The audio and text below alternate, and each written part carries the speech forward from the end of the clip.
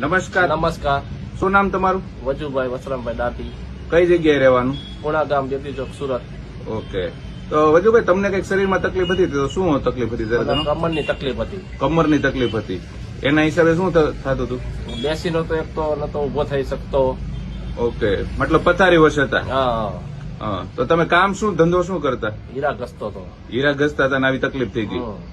Okay. અત્યારે તો તમે આ બધું કઈક સાબુનું ને એવું દેખાય છે, તો એવું ધંધો કરો હા, છો? પછી મને બેસી દે એવું નતો એક તો, એટલે મેં હીરા મૂકી દીધા. બરોબર. અને આ ધંધો ચાલુ કર્યો? દુકાન ચાલુ કરી. હા હા. ડોક્ટરોને તે તમે બતાવ્યું છે ને? હા, ડોક્ટરને બતાવ્યું મેં. તો ડોક્ટરનું કહેવાનું શું થતું હતું? ઓપરેશન કરવાનું કહેતા. ઓપરેશન કરાવવાનું કહેતા હા. હતા. ઓકે. તો તમે ઓપરેશન કરાવ્યું નહીં? નહીં, નાની ઉંમર છે એટલે ઓપરેશન નહીં કરાવ્યું. ઓકે. અને બધા ના પાડતા હતા. હા હા. તો અત્યારે તો એકદમ સારું છે ને? હા, અત્યારે સારું છે. તો સારું થયું છે એનાથી એ બતાવો. આ દવાથી. કઈ દવા છે? ઓકે. હા, આ શૂલ પ્રશમન મહાકષાય. હા.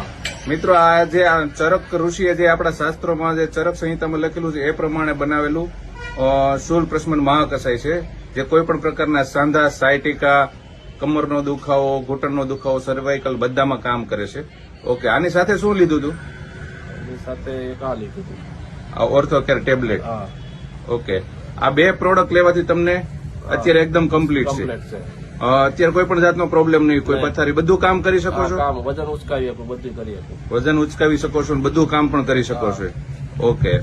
તો આ દવા મળી કોના મારફતે તમને, કઈ રીતે? ફોનમાં હું રીલ જોતો હતો, એમાં વિડીયો મળ્યો, એમાં ફોન નંબર હતો, એમાંથી મેં ફોન કરીને મેળવ્યો. ઓકે.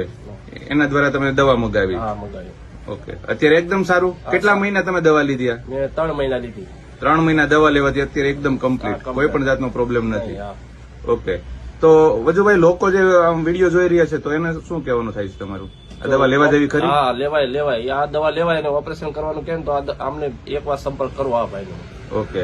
તો વજુભાઈ, ઇન્ટરવ્યુ આપવા બદલ ખૂબ ખૂબ આભાર તમારો.